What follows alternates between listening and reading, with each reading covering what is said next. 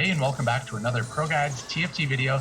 I'm your host, Vincent. Today's video features an extremely high-performing build that's pretty easy to put together, and it's flying under the radar at the moment. This build is called Stattik Ashe, with 4 Rangers and 4 Wardens, a pretty easy to understand protect the carry comp that has some pretty subtle synergies that I'll explain to you right now. But first, I'd like to remind you to click on the link in the description below and take a look at the updated ProGuides.com. If you want to learn more about teamfight tactics, ProGuides will always have info on the newest patches, best builds, and strategies. There are all kinds of different resources from top players to help you be the best player that you can be, including coaching, so make sure to check out ProGuides.com using the link in the description underneath this video. Okay, let's jump right into it. Rangers have been one of the most fun synergies for us to play, and one of the best performing as well. It's also been pretty easy to find the components of it since many other players tend to go for RedMercy builds these days. Our core champion Ashe can carry extremely hard with multiple static shifts because of her spell, which is, for the next 5 seconds, Ashe gains a 75% attack speed bonus, and her basic attacks fire a flurry of 5 arrows. That has a huge synergy with static shift, which procs on every 3rd basic attack to do 80 magic damage to 4 enemies. In later rounds of the game, our Ashe procs it 6 or 7 times per round, doing nearly 2,000 bonus damage for each shiv she's holding. This is tons of damage that splashes behind the enemy frontline to burn down teams very, very fast. So let's begin with the early game. At the very first carousel, you're going to want to look for a spatula or a bow, and ideally we're able to make a Warden's Mail throughout the game, but the build really doesn't depend on that. It's just a bonus since spatulas are OP. We can take it off the board or take it away from our opponents, and other than the spat, you're really going to want to look for a bow or a mana tier, and more on that in just a minute. And once you get to the combat rounds, our goal is to econ as much as possible while trying to maintain your health as high as you can. So how to do that? In the first couple of rounds, we're going to be looking for any Wardens and Veins. Besides that, use any strong champions that you find to get through the first couple of rounds. Econing is our main priority, and we want to avoid rolling as much as we can, unless we have a few pairs on the bench. So in that scenario, rolling once or twice is an okay strategy, and we're about to discuss that. It will normally grant you a loss in the early game, but a bigger power spike later on after the jungle games. Losing early is okay too, as it can give you priority in the carousel to look for the key items, which are, again, recruit bow and mana tier, and they're very important in this build. In this build in particular, we're looking for very specific items, so make sure to have an eye out for those, recruit bow and mana tier, heading into the carousel rounds. We want 3 static shivs if we can, though it's perfectly okay if you can't get them all. So that would mean 3 bows and 3 tiers, but in the scenario where you can't, look to build a Gwynsu's Rageblade or a Last Whisper instead. Any defensive items will be thrown on our frontliner, either a Leona or a Nasus for early game, and then we'll be trading out these later for a more costly late game tank.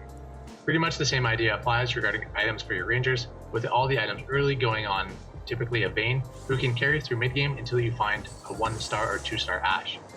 The key synergies with Rangers is that every few seconds, Rangers have a chance to double their attack speed, 35% chance with 2 Rangers, and a massive 80% chance with 4. You'll even get a 100% chance to more than double your attack speed with 6 Rangers, but we find that the trade-off there from losing our 4 Warden bonus is just too high, so 4 Rangers it is. 4 Rangers performs very well through mid-game, even if some or most of them are still stuck at 1-star if you haven't found the upgrades yet. This allows you to focus on your economy if your HP is holding up pretty well, rushing for levels so you can find those bigger, more expensive champions later on. This build spikes extremely hard once you do hit the 4 Ranger synergy, which you can do by level 6 along with just 2 Wardens. So considering that strength, it does even spike hard again at level 8 once you get 4 Wardens in on top of that. The core lineup that you'll be looking for is Varus, Braum, Kindred, Ezreal, Malphite, Ashe, Taric, and Amumu. The early lineup that you should work towards before you rotate some of them out are Vayne and Nasus, which a lot of times will carry the items, Varus, and then Thresh for the shield. Braum will come in when you find him for the Glacial Stun passive to go with Ezreal, and then last is Kindred, who synergizes with the Varus and the Amumu later on for an extra 3 Inferno bonus on top of everything else. This will help you transition best throughout levels 5 and early 6 while it's still all coming together, and while this build is at its weakest.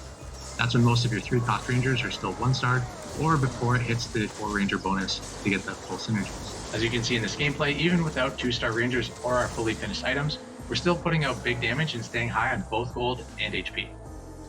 By the early part of late game, our comp is completely shredding through beefy front lines, even as we've econed up to well over 50 gold. By the time you do get to 2-star Ashe, you should have sold out the Vayne, get the key items back and then swap them over onto Ashe.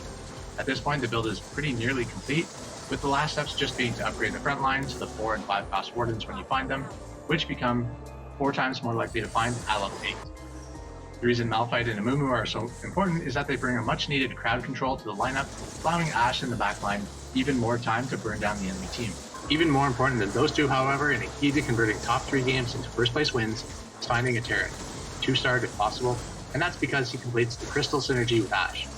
Crystal champions take a maximum of 100 damage from any hit, and that's extremely important in late game situations because it prevents Ashe, our main carry, from getting bursted down by mages, assassins, or brawler threats like Olaf. Games can be won or lost in top 3 situations by not finding a Taric, so do make sure to prioritize your gold spend through level 7 to have enough to find them at 8. In a handful of recent high elo games, we consistently landed top 4s and first place finishes, including the win shown here. Try this build out for yourself and let us know your results in the comments below.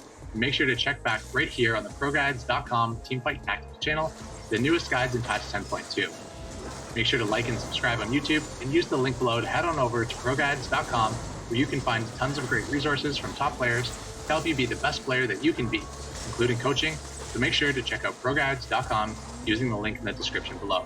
Again, I'm Vincent Grand. Cheers, and we'll see you next time.